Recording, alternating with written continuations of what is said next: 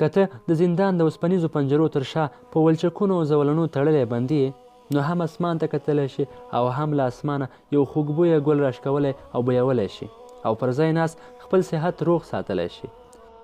خو د دې برعکس که په یو ښکلې ماڼۍ کې ناست او د خپلو شته په چورت کې ډوب او ښځې او بچیو ته غوسه یې، نو په دې سره دې روغتیا لا پسې زیانمنېږي. په دې دواړو حالتونو کې ښه ژوند د لومړني حالت دی، که څه هم زندان کې دی، او د دویم حالت ژوند ښه نه دی، که څه هم په یو ښکلې ماڼۍ کې دی. د دې معنا دا شوه چې نیکمرغي له کومې زمانې پورې تړلې نه ده او نه په کوم ځای پورې ځانګړې ده، بلکې یوازې په ایمان کې نغښتې ده. زړه د الله تعالی د نظر ځای دی او کله چې زړه پر الله جل جلاله ډاډمن وي، نو بیا پکې د نیکمرغۍ چینې راخوټېږي.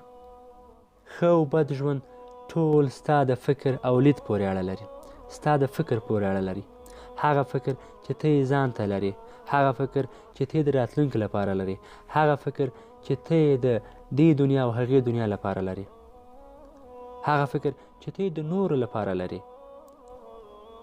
او هر څه دې په دې فکر کې پلان کړي اوسي، د خلکو سره اړیکې، د الله تعالی سره اړیکې، د دې دنیا د انسانانو سره اړیکې، او بالاخره د هغې دنیا په فکر کې اوسې، د مجازاتو د مکافاتو په فکر کې اوسې.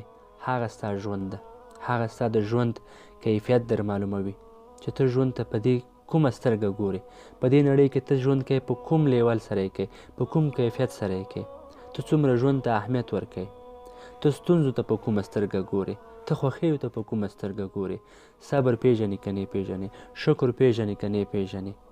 دا ټول ستا د لید او د فکر پورې اړه لري چې ته څومره د دې ژوند څخه خوند اخلې.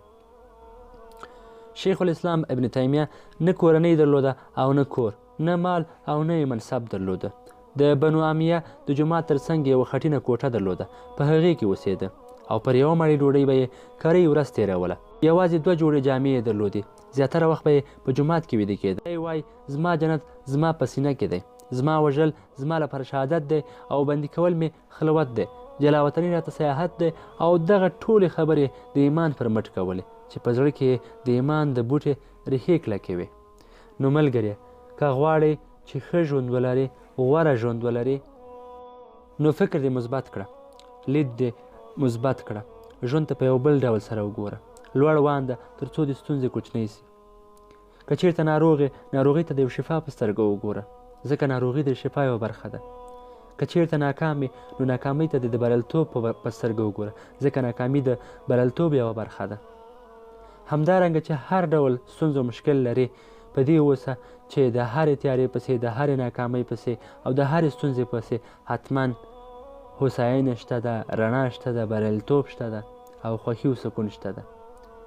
نو د خوښیو ډک ژوند ولرې، فکر دې مثبت کړه. الله دې مل شي.